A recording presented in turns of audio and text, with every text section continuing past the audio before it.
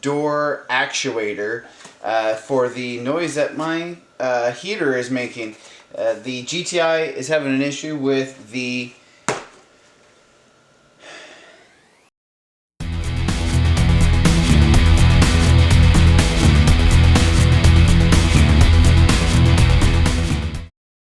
GTI is having an issue with the heater diverter that takes the air from cool to hot. The blend door actuator, it's called, is failing. It gives it a click, click, click, click, click, click, click, click sound underneath the dash. It's actually just underneath the steering column area. I don't know exactly where it is, so it's going to be a little bit of exploring to find that part and replace it. I've seen a few videos online about this, and trying to replicate it has not been tremendously easy. So we're going to make a video and see if we can't simplify it for you guys out there.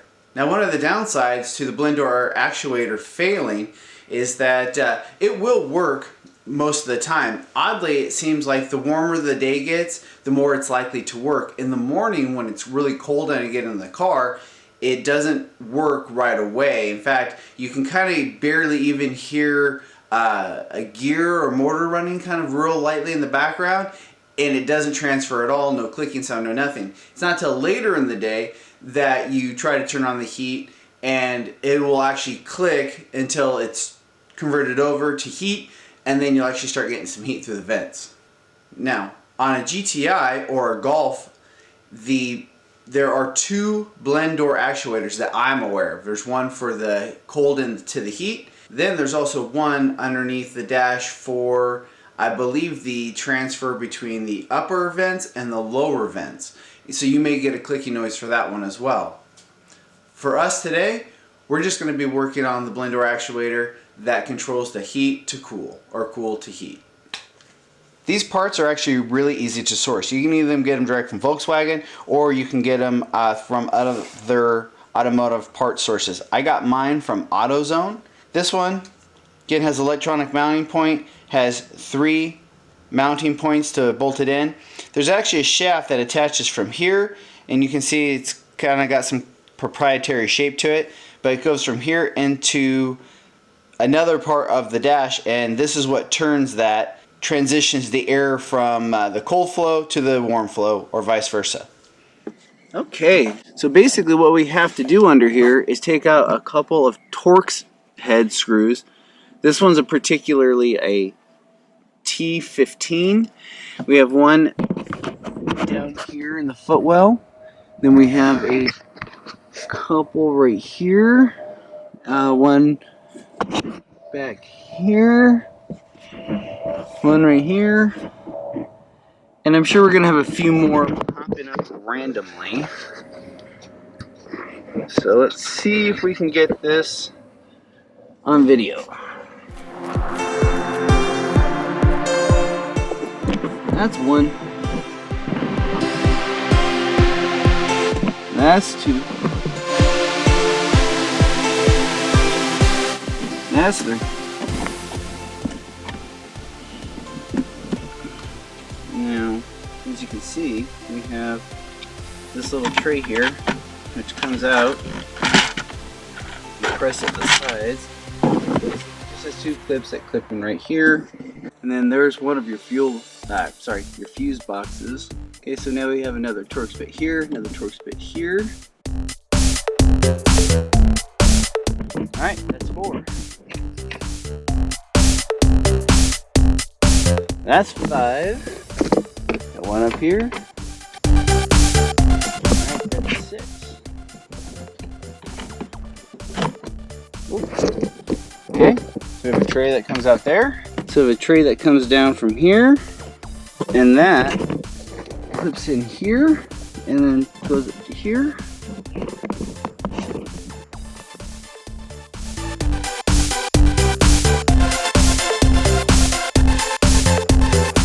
We got this one over here.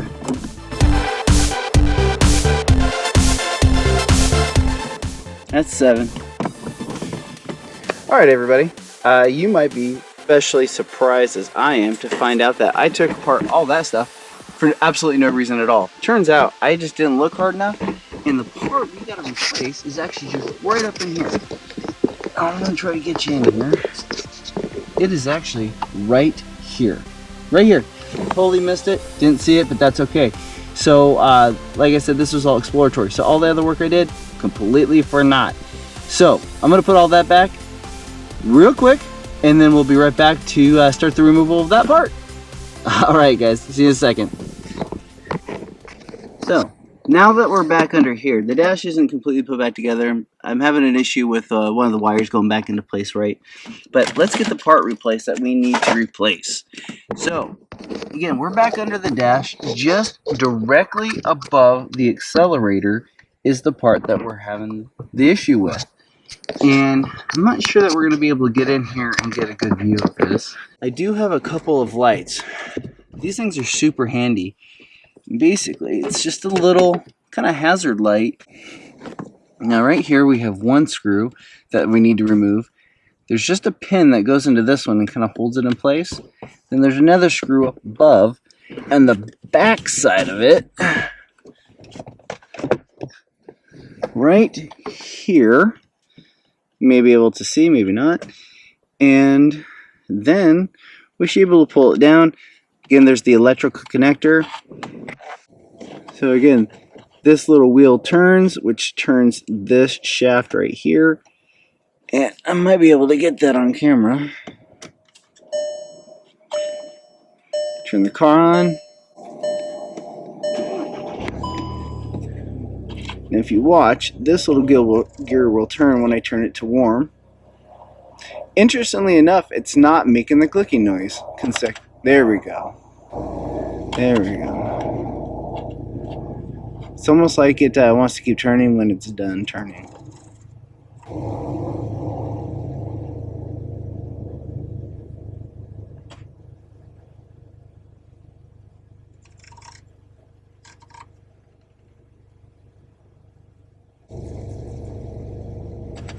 Yeah, it wants to keep turning. Then, don't really know why that is. But we're going to swap it out, and hopefully that fixes the problem.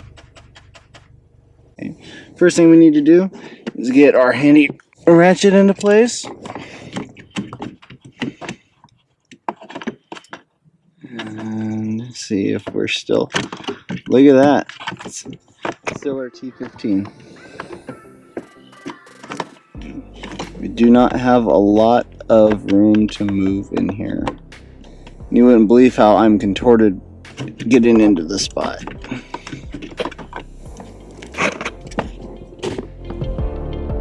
Actually, that might be the wrong size. There we go. This one is a T20.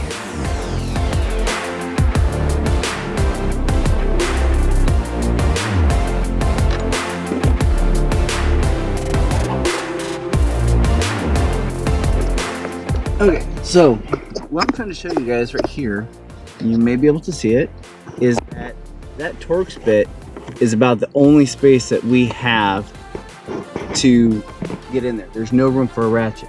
I'm gonna go see if I can get a box-in wrench that will go around the Torx head, and maybe we can turn it that way. Be right back. All right, I'm back. What you need to get a hold of, in this particular case, the Torx bit that we're using up there is a 1/4 inch boxed-in wrench, and we're gonna get it on there. We're just gonna start turning it little by little. At this point, you guys may have a better view of this than I do. Alright, so now that I've shown you what we're doing, I'm going to complete this and then I'll bring you back when I'm done. Okay, so we got the screw out on the top. Now what I'd recommend is taking the top screw out first, then the bottom screw. Without that, the bottom screw holds it in place better and it becomes really wobbly and harder to manipulate with that top screw being so tight in there. Not a lot of space at all. So here, follow me in. And now we have to get the clip off for the electrical connector. And that's going to take a small tipped flathead screwdriver to press in the clip and then be able to pull it out. And then hopefully we can get the new part in there, articulate our hand in there well enough to put the new clip in and then put it back in place. Again, I'm going to start with the bottom screw first, set it in place, and so that there's less play within the unit while we put that top screw in. So here's how I'm going in.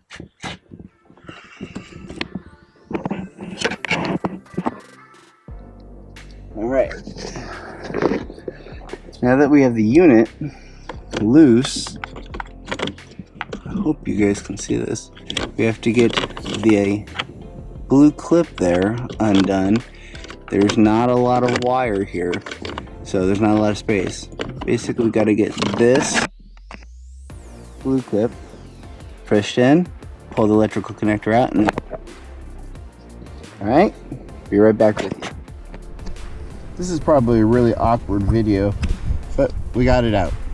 So now we have to pull out this piece and put it in our new unit. One sec. So here's the old original unit. Here's the piece that I had to pry out.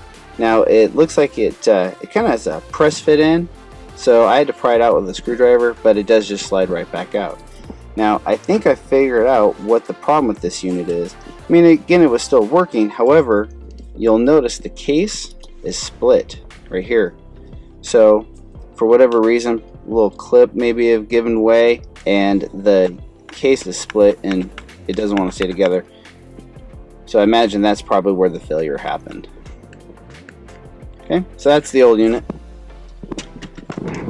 Be gone with you. The new unit's right here. You know what I didn't do is pay attention to how it came out, what the orientation was. So let's see if there's an indication on the old unit. Let's just guess that this is right. And then hopefully it will be.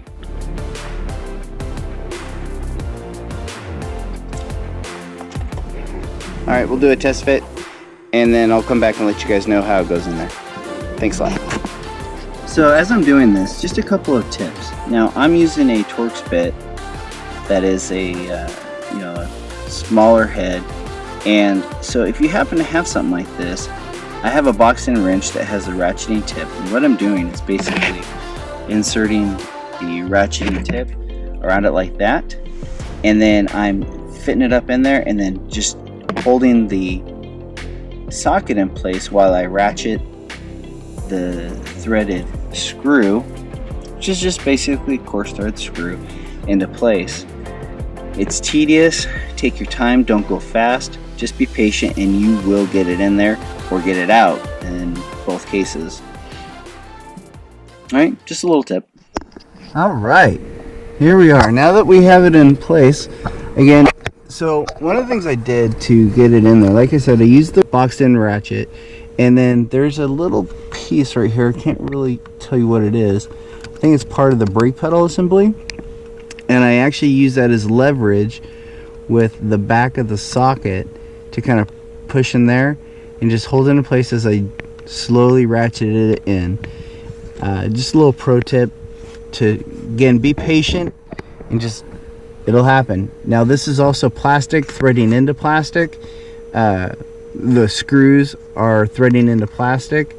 You don't want to over tighten this. You'll strip it out and then the whole thing will be loose, and I don't even want to begin to try and guess what it would take to replace what that threads into. If we turn the heat and cool knob here on the dash, you can see it'll start to turn. So if we turn it all the way to heat, turn it all the way back to cold, somewhere in the middle, it's functioning. So obviously we'll have to drive it around a little bit over the next week or so. I live in Arizona. In Arizona, the mornings are, this time of year mornings are cold, so we're down in the 40s, sometimes even 30s. And in the days, we're in the 70s. So, in the day, you want cooler air blowing through your vents. But in the mornings, you get in your car, it's freezing cold outside, and you want to turn it to heat. So we'll be testing it out throughout the week, seeing how that goes, making sure everything's working out okay. But so far, so good. Man, that feels good. I feel accomplished. And did it myself. I've been told that this process costs at a dealership somewhere around $1,000 to do. It's several book hours. I don't know about that. It's only taken me a couple hours to do it myself, maybe 2 to figure it out, and that includes taking apart many portions of the dash that didn't need to be taken apart. Give me one moment and I'll finish talking to you upright. All right, now that we got that done, a couple of pro tips. One, when you're removing that tool, remember that is a T20 Torx bit, not a T15, which I stated earlier incorrectly. And two, I would remove the top screw first on that part, leaving the bottom screw in. Gives you plenty of leverage to get that screw out, because that's the hardest one. Once you get that out, getting the second one on the bottom is much easier. Again, take your time, go slow, don't over tighten, you're tightening into plastic. You know, you could do this probably, and I dare say, an hour. Again, I've never done this before. That was my first time getting into that part, and they'll gouge you at the dealership. So if you got a couple tools on hand, even if you don't, go buy a few tools, Torx bit, in my case, and a 1/4 inch boxed in ratcheting wrench, and you can have this done on your own. Parts about anywhere between $60 and $80. That's something you should be able to do on your own. I will do my best to make this a cohesive video so that it all makes sense, and it is something that you guys can learn from. Alright, thanks again for coming along here on this ride. No Gears, No Glory. Thanks for liking and subscribing. I'll see you next time.